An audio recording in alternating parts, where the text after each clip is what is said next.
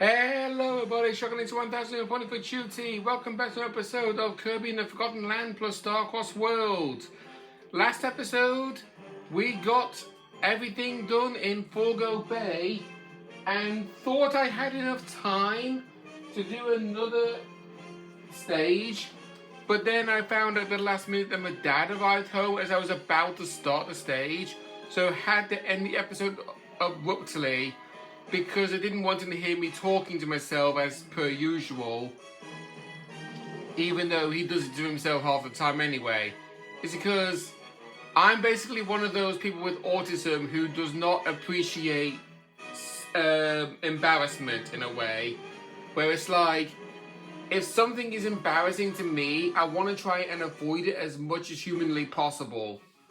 But anyway, this episode, we are officially going to be starting the Forgo Park. Even though we were supposed to do it last episode, we're starting it off this episode.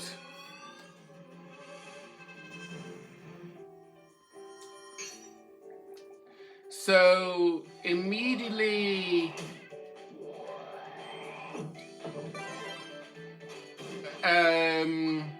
I cannot really think of anything worthwhile I should probably talk about while actually doing this stage, other than the fact of just, well, usual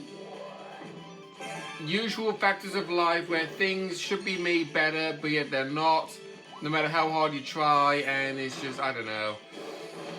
Like, I don't even know what's going on most of the time around the world anyway, because, well, I don't usually watch the news, since the news is a lot of the times just talking about how people have been stabbed, gun shooting happening, flooding happening in the UK, or other random stuff.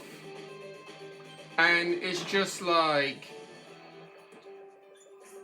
it's understandable to be talking about these kind of stuff because, I mean, death is a very serious trait that nobody wants to actually witness. But at the same time, it's just the same news over and over and over again, where you actually would prefer to hear something else. So, obviously, I'll be talking something in relation to football for the time being, because the Barclays Premier League, I actually support the team of Arsenal, and I will admit they're not the greatest team in the world, even though many places around the world say that they are. But I do not believe it for a second, because when I started supporting them was around the end of the Premier League season in the 2004-2005 when they beat Manchester United for the FA Cup.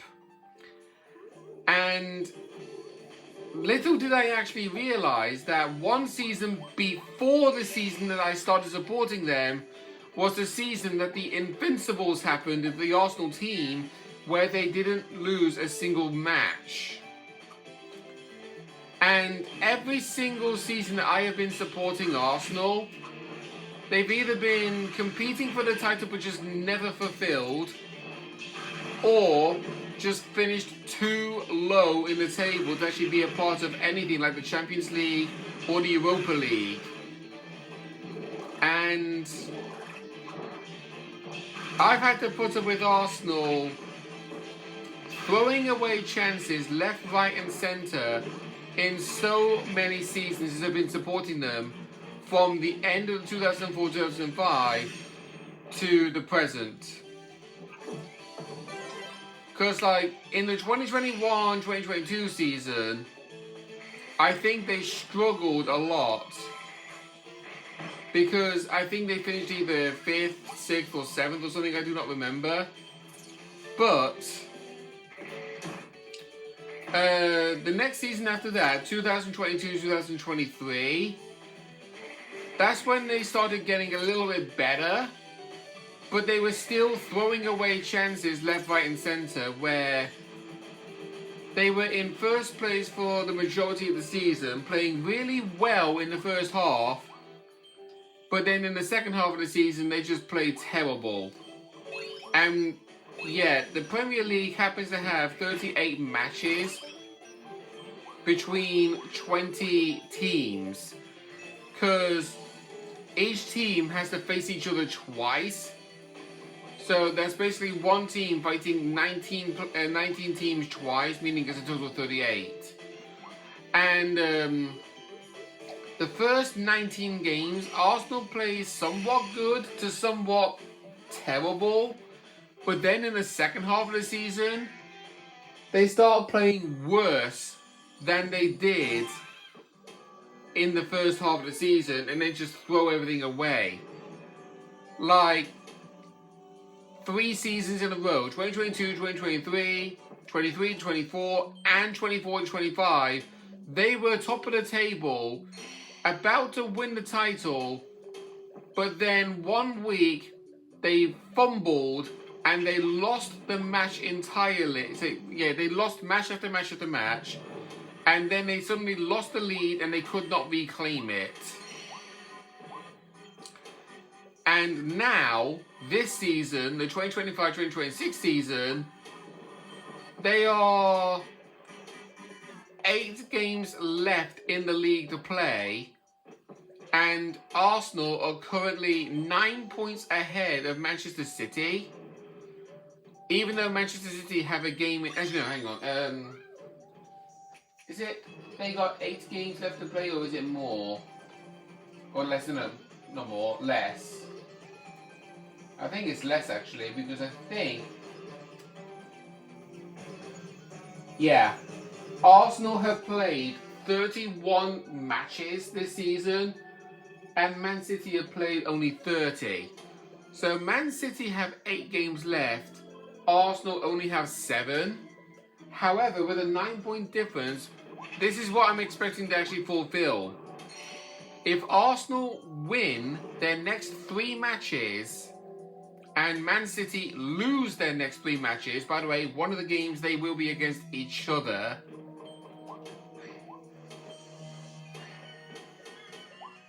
So, damn it. So it's basically the case of Arsenal wins their next game against Bournemouth, Man City lose their next game against Burnley, which is probably more likely not going to happen. Arsenal will become 12 points clear. Then their next game, Arsenal will be playing against Man City, and if Arsenal win that game, they'll become 15 points clear. And then, the next game after that, if Arsenal win that match, and Man City lose, then Arsenal will automatically secure the title. Because basically, the way how it is, each match is equivalent to actually winning you 3 points, and Arsenal are 9 points clear. If they win 3 games in a row, that 9 will turn to 12, then 15, then 18, with 4 games left to play. But Man City having a game in tow, they can narrow down that 18-point lead down to 15, but even when they do that, it will not be enough, because 4 matches to be played, each equivalently scoring you 3 points, meaning you can only score 12 points max, and there are 15 points difference. So that's how I rounded it down. So if all goes down well, then Arsenal will have successfully secured a title for the first time since 2023-2024, and will also be the very first time I ever get to witness them winning a Premier League. Because every single time when I've seen Arsenal win a cup, full stop, it has always been the FA Cup and nothing else. Anyway, going back to this stage real fast, you got these crumbling blocks that actually crumble based on you hitting a switch. You want to make sure to grab these Leon souls before they fall into the spice or into a bottomless pit. Ah, fudge.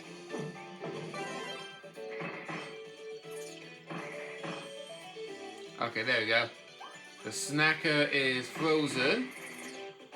Right, we do have, I believe, one more crumbling thing to deal with or something. I don't know. Right, so rare stone up there. So we'll go ahead and pick that up. Ice is definitely a useful power to have in this room because obviously you're skating over mud. There we go, get that piece of the soul.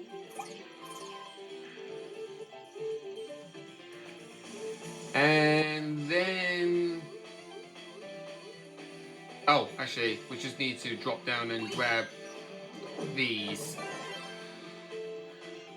In fact, something that's probably will bring up while actually doing this stage actually is I know in the past I've been mentioning about how I'm not really a fan of Animal Crossing, and yet on the 5th of March we had the release of Pokemon Pokopia, which is basically Pokemon's equivalent of Animal Crossing. And originally I was thinking I'm not going to bother getting the game at all. Except I do. I actually downloaded Pokemon Pokopia yesterday and I started playing it. And I will admit, there are some parts of it that might be a little bit on the boring side. But if you get around the boring side, you might actually enjoy playing the game. So that's actually what I'm hoping to do. Because I have been saying this in the past, I am a video game player who's actually focused heavily on action-adventure platformers, and Pokemon Pokopia is just basically like, oh, you basically get to customize your own hometown for Pokemon to live in. Which is all fine and all, but I don't know. Anyway, obviously we're seeing the fact that this room is heavily dedicated towards using the bomb, but I'm only using it for that one piece of Leon Soul you saw me pick up. So we're just gonna get nabbed by that guy. Oh, we got a crash here. We'll definitely pick you up.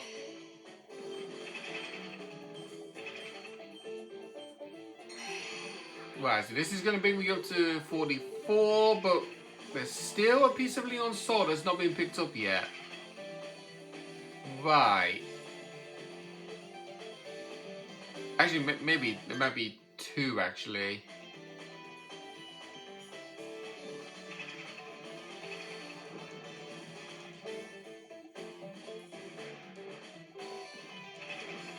Oh!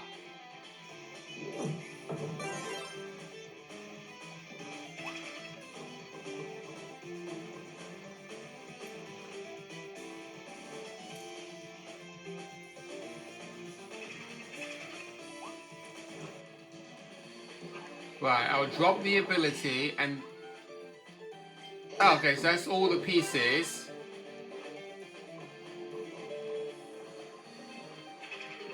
Wait, hang on. That's all the pieces? So did I miss a piece of Leon's soul along the way? Because I was paying attention to the stage and I saw it give me the text box saying I picked up every piece of Leon's soul. So where's the one piece I happen to have missed? I might have to replay the stage when the time comes around, but anyway. Return of Illusory Leopard Phantom Claw line. I'm setting up the time crash ready.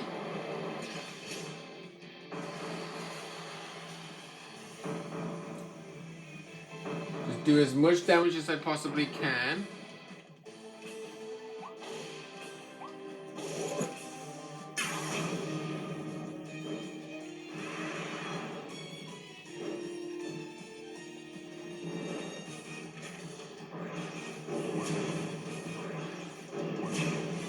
Just avoid, well, actually, do you know what?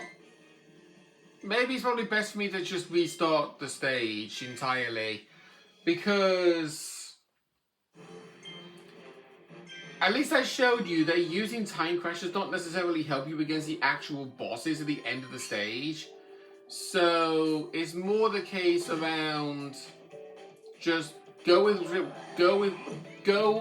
ability that floats your boat that you can use for the long haul of the fight. So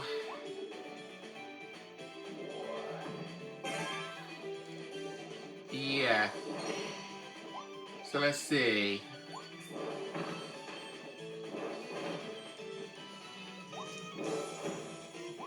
I really do need to pay attention to the factor of where Leon's soul pieces are, because the fact that I actually apparently missed one when I could have sworn that it said I picked up all the pieces is a bit questionable, to say the least. Oh,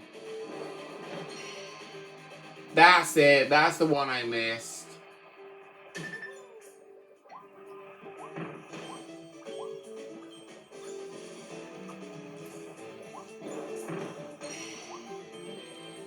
Yeah, I forgot to check the spot at the very far corner.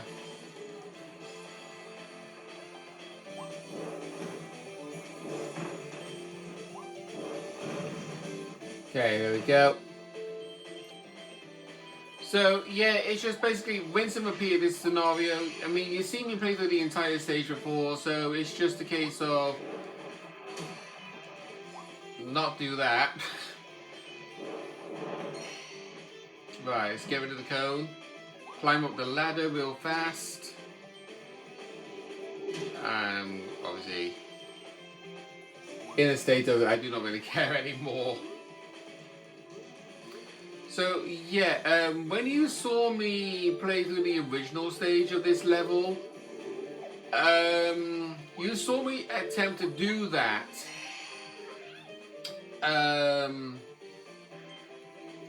When everything was just plain normal. This is actually the reason why you saw me jump into the middle, is because I memorized this stage in particular. Right, let's get rid of Wild Frosty again.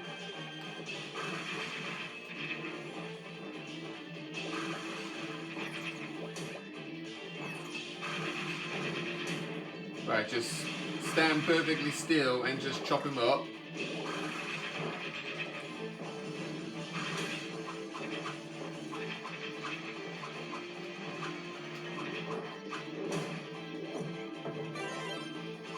There we go.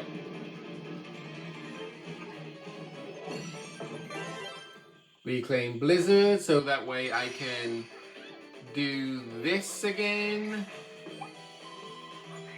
Yes, Bernard, I know you're there.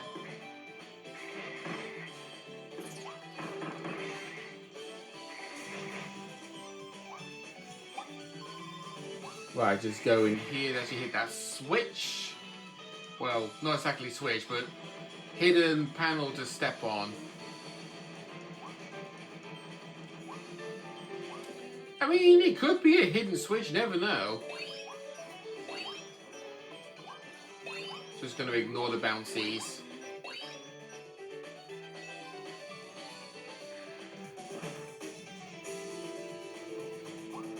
There we are.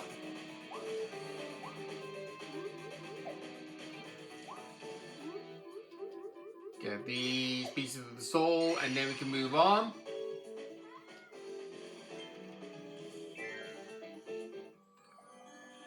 And then have to deal with the solar stage again.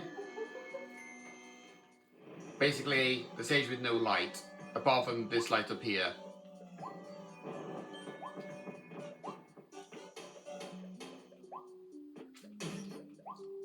Forgot about the Gordo being there. Oh.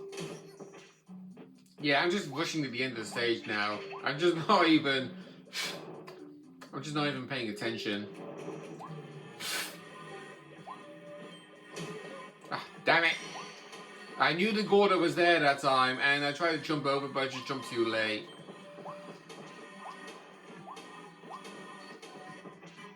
Damn it!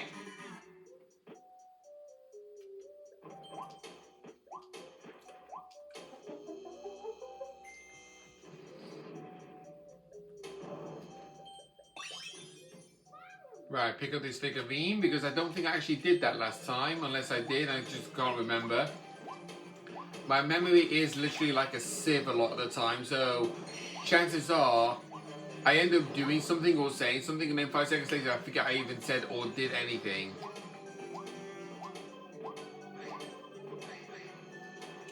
Right, just move these ghost Gordos away. There we go. Now remember the charging bull here this time. There we go.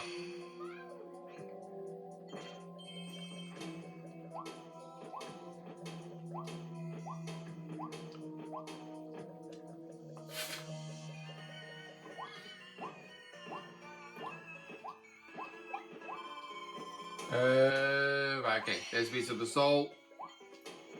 Jump down there. Charge this up so that we can move on up ahead.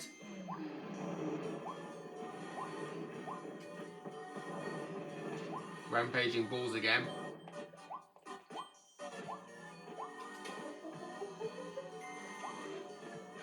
Come on. Follow me. There we go.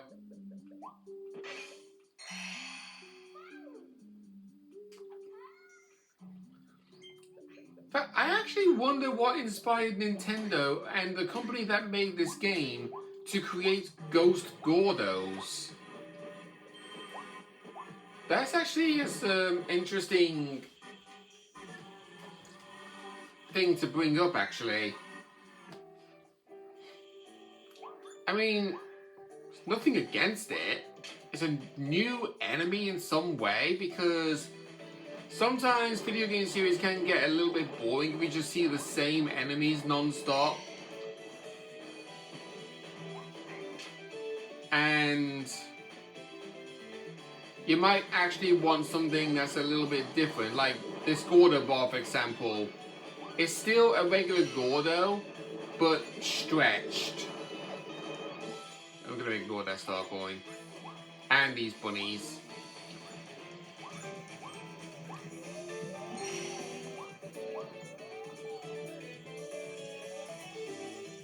Okay, there we go. Grab the rare stone again.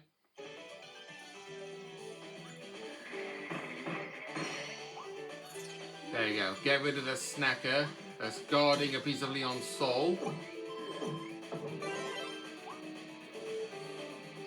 And now grab these star chips again.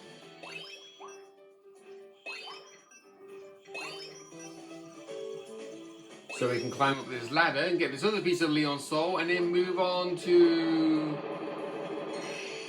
basically complete the stage, in other words. There we go. Now to deal with the maze. And now we can actually deal with Phantom Clawline legit this time, and not have to concern ourselves with using the time crash. Because, like I said, time crash does not necessarily work well when fighting actual bosses. Ah, fudge.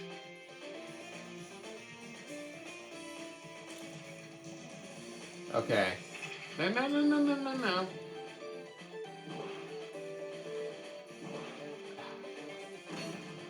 The bombs, please.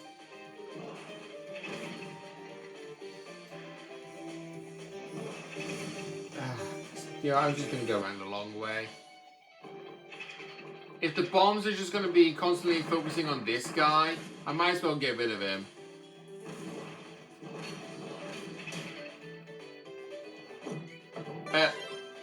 Bomb? Hello?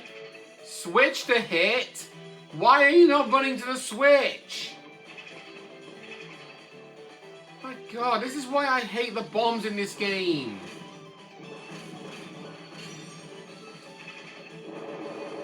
I really cannot stand the bombs.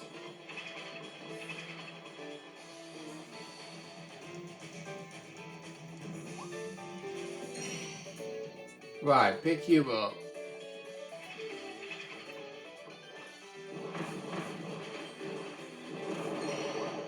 Pick you up. Hit you, so that way we can get that. Gonna ignore you. Should not have gotten hit, even though I somehow did. And there we go. Grab you free, and that should be it. Okay, there we go. Now for the boss fight, legit. So, choice, we have sword, which is good, needle, which is bad. Obviously, we can't skip, well, we can skip this cutscene, but it's very short, so there's no point anyway. So, with Phantom Claw line legit now, we're going to focus. She's going to start off by doing an ambush swipe attack. And then, after that, throw her claws at you. Before then doing a, well, not exactly a phantom dash, but you kind of get the gist. So, like, it's the same attacking animations as the previous time we fought Clawline, only in this occasion, it's like, she's disappearing from the start, trying to do a surprise attack, and then throwing claws, doing the fierce glare dash attack, and of course her usual swiping attack. When you get to phase 2 though, she turns into 4 copies. The first 3 are fake, but they do still do damage to you. This is the real one. She would do that and then go right back to the attacking formation as she did in phase 1. Except this time, that. She has the same kind of attack formation as Leonga did in the original boss fight. And of course, does this.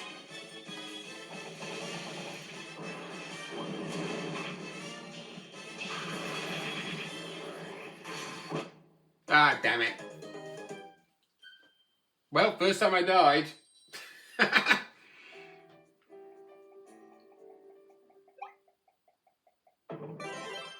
Alright, here we go.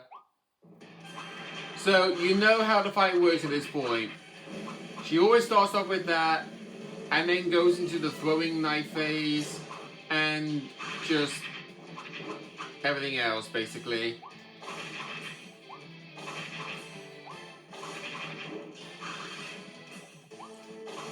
Oh, she's actually changed her attack formation a little bit because I got too close to her.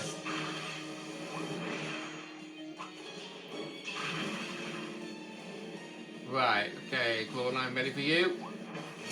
Ah, damn it. I jumped too early.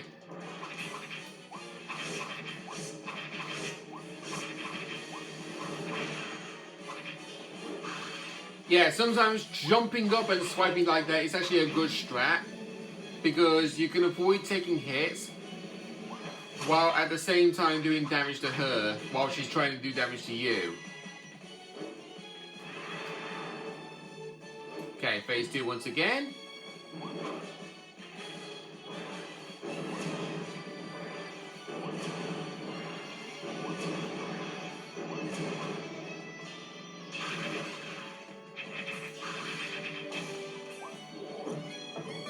Obviously, these phantom bosses actually really do hit hard.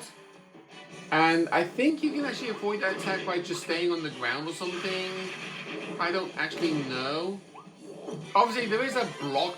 There is a move you can use to block. I just never use it. Because even when you do the block, you do still take damage. Okay, I blocked that time. That time I got hit. But, there we go.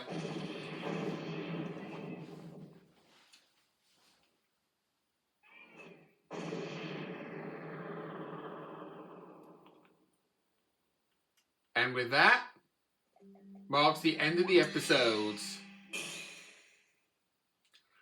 Next time on Kirby and the Forgotten Land, we do the next stage in the Isolated Isles.